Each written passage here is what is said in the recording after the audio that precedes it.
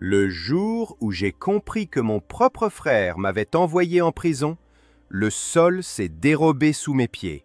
Pendant des années, j'avais cru à une erreur judiciaire, à une fatalité cruelle. Mais quand j'ai découvert les preuves qu'il avait fabriquées de toutes pièces, j'ai senti mon cœur se briser en 1000 morceaux. Son écriture sur les faux documents, son nom dans les échanges secrets, tout était là. J'ai revu son visage, son regard compatissant quand on m'a arrêté. Ce regard que je croyais plein de chagrin, alors qu'il n'était que mensonge. À cet instant, je n'ai plus su si je voulais hurler, pleurer ou simplement disparaître.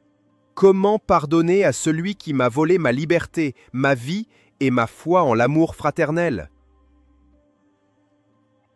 Je n'oublierai jamais le jour où tout a commencé. Une simple matinée d'hiver, quand la police a frappé à ma porte, m'accusant d'un crime que je n'avais pas commis. J'étais abasourdi, figé entre l'incompréhension et la peur. Les voisins me regardaient comme un monstre, tandis qu'on me passait les menottes. Je criais mon innocence, mais mes mots se perdaient dans le vent glacial de la trahison. À cet instant, je ne savais pas encore que le piège avait été tendu par la personne que j'aimais le plus au monde, mon propre frère. Au tribunal, les preuves semblaient irréfutables. Des empreintes, des relevés bancaires, des messages compromettants, tout pointait vers moi. Mon avocat essayait de démonter les incohérences, mais chaque tentative se brisait contre la solidité d'un dossier soigneusement construit. Je regardais ma famille dans la salle d'audience. Ma mère pleurait, mon père baissait la tête, et mon frère, il ne me regardait pas. Il semblait brisé, mais quelque chose dans son attitude me troublait. Une lueur étrange dans ses yeux, un poids de silence trop lourd pour être innocent. Quand le verdict est tombé, j'ai senti ma vie s'effondrer. 10 ans de prison pour vol aggravé et falsification de documents. Moi, un simple comptable honnête. On m'a conduit en cellule comme un criminel, et la porte s'est refermée sur tout ce que j'étais. Les jours suivants furent un enfer. Les nuits sans sommeil, les doutes, la colère, mais surtout cette question lancinante. Qui avait pu me haïr à ce point? Les premiers mois, j'essayais de comprendre. J'écrivais des lettres à ma famille, suppliant qu'on me croie. Seul mon père me répondait, de manière froide et distante. Mon frère, lui, restait muet. Ce silence me rongeait. J'avais beau repasser les événements, tout semblait orchestré avec précision. Ce n'était pas le hasard, c'était une trahison pensée, planifiée. Et dans mon cœur, une ombre commençait à prendre forme. Un soir, un codétenu m'a murmuré que parfois, la vérité se cache dans les visages les plus familiers. Cette phrase m'a hanté. Je me suis mis à repenser à tout, aux discussions avec mon frère, à ses gestes, à ses absences soudaines avant mon arrestation. Une intuition glaçante m'a traversé. Et si c'était lui? Mais pourquoi? Quelle raison aurait-il eu pour me détruire ainsi? Les années en prison m'ont changé. Je n'étais plus le même homme. Chaque jour, je portais la honte d'une faute que je n'avais pas commise. Pourtant, au fond de moi, une flamme persistait, celle de la vérité. J'avais décidé que, tôt ou tard, je découvrirais ce qui s'était réellement passé. Et si mon frère en faisait partie, je voulais le savoir, même si cela devait me briser pour de bon. Un matin, j'ai reçu une lettre anonyme. Pas de signature, juste quelques mots. Cherche dans le dossier bancaire de ton frère, tout commence là.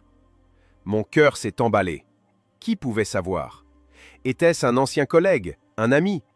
J'ai relu la lettre des dizaines de fois, chaque mot devenant une épine dans ma chair. Ce message ravivait une blessure que je tentais d'oublier, mais il m'offrait aussi un espoir. Peut-être n'étais-je pas fou. Peut-être qu'un jour, la vérité éclaterait. Après ma libération anticipée pour bonne conduite, je suis revenu dans mon ancien quartier. Tout avait changé, sauf la maison de mon enfance. Mon frère y vivait encore, prospère, respecté. Les gens le félicitaient pour sa réussite, ignorant le fantôme qu'il avait laissé derrière lui, moi. En le revoyant, J'ai ressenti un mélange d'amour et de haine. Il m'a accueilli avec un sourire forcé, comme s'il ne savait pas quoi dire à l'homme qui l'avait trahi. Je n'ai rien dit, pas tout de suite. J'ai joué le jeu, observé, écouté. Ses gestes nerveux, ses réponses évasives, son regard qui fuyait le mien. Chaque détail confirmait mes soupçons. Puis, un soir, alors qu'il croyait que je dormais dans la chambre d'amis, je l'ai vu entrer dans son bureau et cacher une clé USB dans un tiroir secret. Mon cœur battait à tout rompre. Je savais que cette clé contenait la vérité. Le lendemain, profitant de son absence, j'ai fouillé son bureau.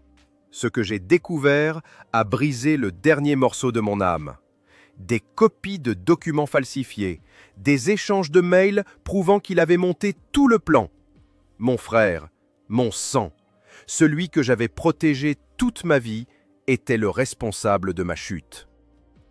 J'ai pleuré comme un enfant, les mains tremblantes, incapable de comprendre pourquoi il avait fait ça.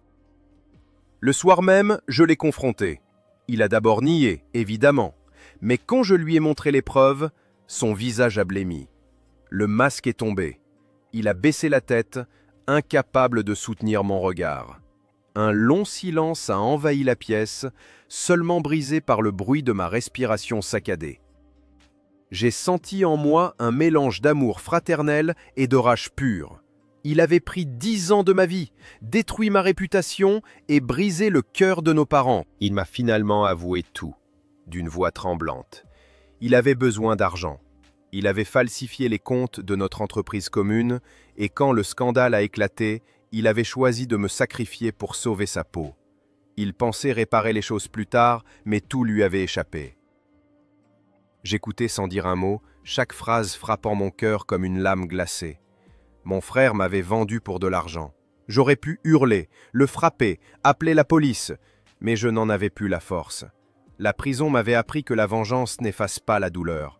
J'ai simplement dit « Je te pardonne, mais tu vivras chaque jour avec ce poids. » Je suis parti, laissant derrière moi un homme brisé, rongé par la culpabilité. Moi, je n'étais plus le même.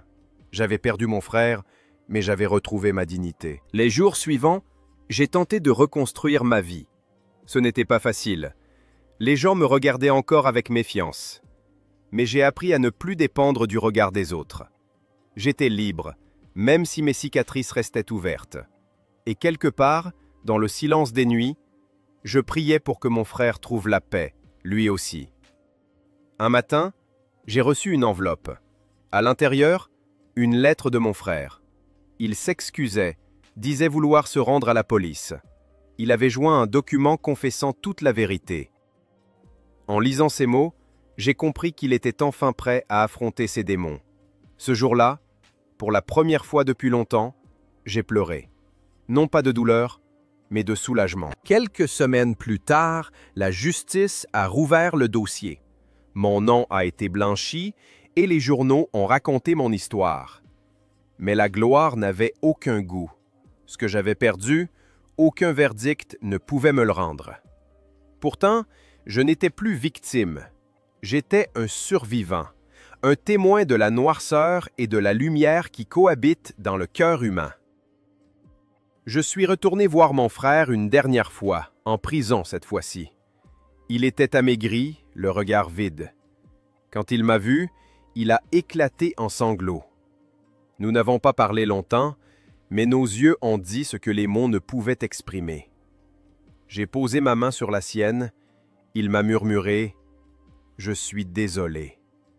Et pour la première fois, j'ai vraiment senti qu'il le pensait. Je lui ai dit que la vie m'avait appris une chose. Le pardon n'efface pas le passé, mais il empêche le mal de gagner. Il a hoché la tête, les larmes coulant sur ses joues. En quittant la prison, j'ai ressenti un étrange sentiment de paix. Le cauchemar prenait fin et je pouvais enfin respirer à nouveau. Depuis, je consacre ma vie à aider ceux qui, comme moi, ont été accusés à tort. J'ai créé une fondation pour défendre les innocents oubliés. Chaque jour, je me bats pour qu'aucun frère, aucun ami ne subisse ce que j'ai vécu. C'est ma manière de transformer la douleur en lumière. Et parfois, Quand je regarde le ciel au crépuscule, je me demande si mon frère, là-bas derrière les barreaux, pense encore à moi. J'espère qu'il sait que, malgré tout, je ne l'ai jamais cessé d'aimer. La trahison la plus douloureuse vient toujours de ceux qu'on aime le plus. Mais même au cœur de la souffrance, le pardon reste la plus grande des forces. J'ai appris que la vérité finit toujours par triompher, même si elle met des années à éclore, et que la lumière, même fragile, perce toujours les ténèbres du mensonge. Ne laissez jamais la haine gouverner votre cœur. Le pardon ne libère pas celui qui vous a blessé. Il vous libère, vous. J'ai choisi de ne plus être esclave du passé, mais architecte de ma renaissance. Si mon histoire vous a touché, abonnez-vous à ma chaîne. Chaque semaine, je partage des récits vrais et poignants sur la force, la trahison et la rédemption. Parce que, parfois, les cicatrices sont les plus belles preuves qu'on a survécu.